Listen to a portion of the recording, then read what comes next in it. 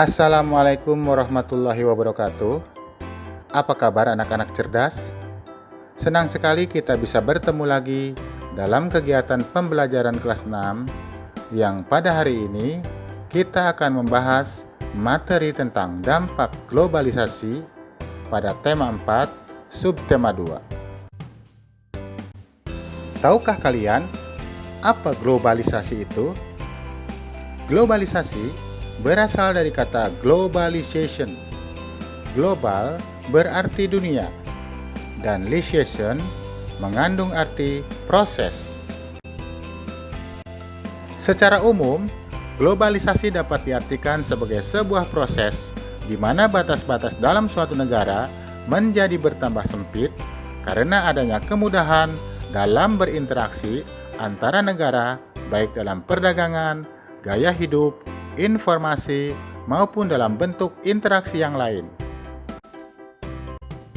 Globalisasi juga dapat diartikan sebagai suatu proses di mana semua penduduk di dunia ini bisa saling berhubungan, bertukar segala sesuatu tanpa terikat batas wilayah dan kebangsaan, atau singkatnya sebuah proses mendunia.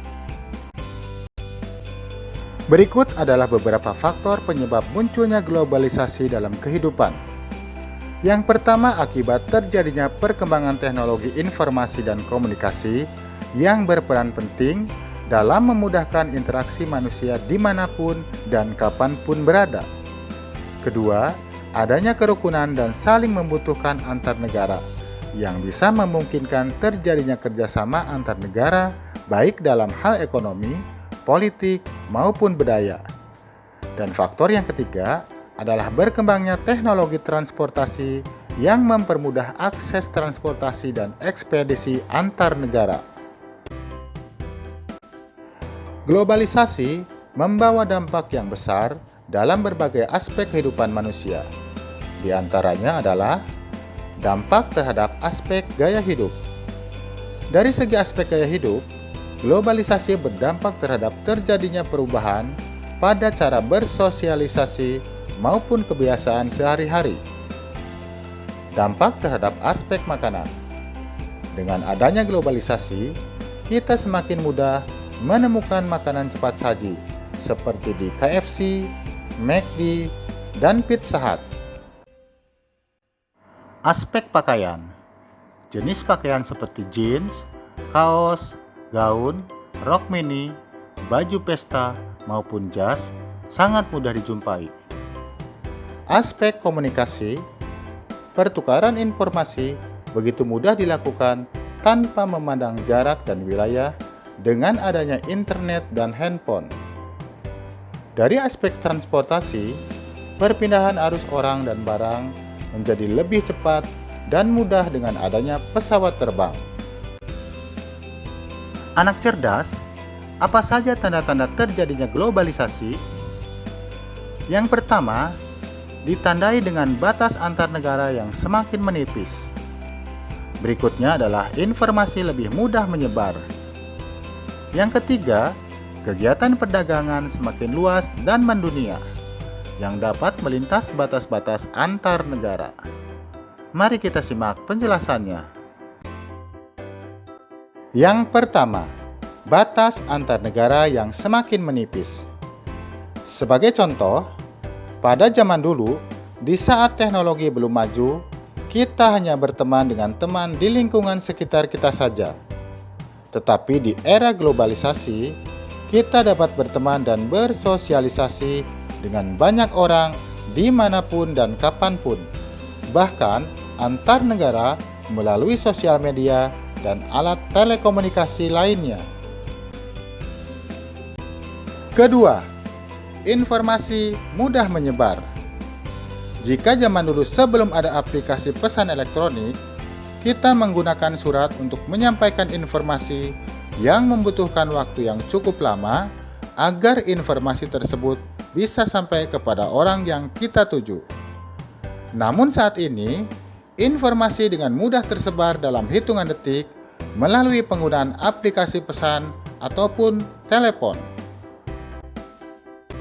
Yang ketiga, Kegiatan perdagangan semakin luas dan mendunia, yang dapat melintasi batas-batas negara. Jika kita lihat untuk kegiatan perdagangan zaman dulu, hanya dilakukan dengan cara langsung melalui transaksi jual beli di toko ataupun di pasar. Tetapi pada saat ini, kegiatan perdagangan bisa dilakukan sangat cepat melalui internet, misalnya dengan menggunakan aplikasi belanja online. Selanjutnya kita bahas tentang dampak positif dari globalisasi. Dampak yang pertama adalah membuat masyarakat semakin maju. Hal tersebut memicu meningkatnya mutu sumber daya manusia, munculnya dinamika kerja keras, disiplin, dan menghargai waktu. Berikutnya, semangat kerja lebih meningkat. Salah satu akibat dari globalisasi adalah persaingan yang makin ketat. Nah, untuk kalian sebagai pelajar, persaingan tersebut harus kalian hadapi dengan semangat belajar. Yang ketiga, ruang sosial semakin terbuka. Berkat kemajuan teknologi, manusia dapat berkomunikasi dengan begitu mudahnya. Keempat, terjadinya pertukaran budaya. Dengan adanya globalisasi, kita dapat melakukan pertukaran budaya dengan negara lain, seperti jenis musik, model pakaian, dan masih banyak yang lainnya. Selanjutnya, pasar semakin luas. Globalisasi ekonomi menyebabkan hasil produksi dalam negeri dapat dijual di luar negeri dan menambah devisa negara. Keenam, kemajuan teknologi. Dengan kemajuan teknologi informasi dan komunikasi serta transportasi, menjadikan hidup manusia menjadi lebih mudah. Dan yang ketujuh, tingkat mobilitas yang tinggi. Hal ini menjadikan perpindahan barang maupun orang bisa lebih cepat. Namun selain dampak positif, globalisasi juga membawa dampak negatif bagi kehidupan. Di antaranya adalah munculnya sikap individualisme, yaitu mementingkan diri sendiri. Kedua, munculnya sikap materialisme, yaitu sikap mementingkan materi atau hal yang bersifat kebendaan. Ketiga, adanya sikap konsumtif yang hanya ingin membeli dan memakai suatu produk atau barang tanpa ingin membuat produk ataupun karya. Keempat, berkurangnya rasa solidaritas, kepedulian, dan kesetiakawanan sosial.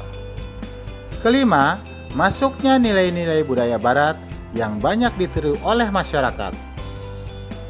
Keenam, tenaga kerja di sektor pertanian terus berkurang karena masyarakat lebih memilih bekerja di sektor industri. Ketujuh, maraknya penyelundupan barang ke Indonesia. 8. Informasi tidak terkendali dan banyak sekali berita hoax yang masuk dan menyebar tanpa disaring kebenarannya terlebih dahulu. Kesembilan, adanya pergaulan bebas dan penyalahgunaan narkotika. Dan yang ke-10, kerusakan lingkungan akibat industri. Bagaimana cara untuk mengantisipasi agar kita bisa menghindari dampak negatif yang ditimbulkan akibat globalisasi? Berikut beberapa contoh upaya untuk menghindari dampak negatif globalisasi. Pertama, memperkokoh nilai-nilai ideologi bangsa Pancasila. Kedua, menanamkan rasa cinta tanah air dengan menggunakan produk dalam negeri. Ketiga, menumbuh kembangkan pendidikan agama. Dan yang keempat, pemerintah dan masyarakat bekerja sama untuk menghambat laju peredaran narkoba. Nah, anak-anak cerdas, itulah pembahasan materi hari ini. Semoga bermanfaat. Selanjutnya, sebagai bahan evaluasi, kerjakan soal-soal berikut ini. Kerjakan dengan teliti dan penuh rasa tanggung jawab. Sampai jumpa pada pembelajaran materi berikutnya. Wabillahi taufiq wal hidayah. Wassalamualaikum warahmatullahi wabarakatuh.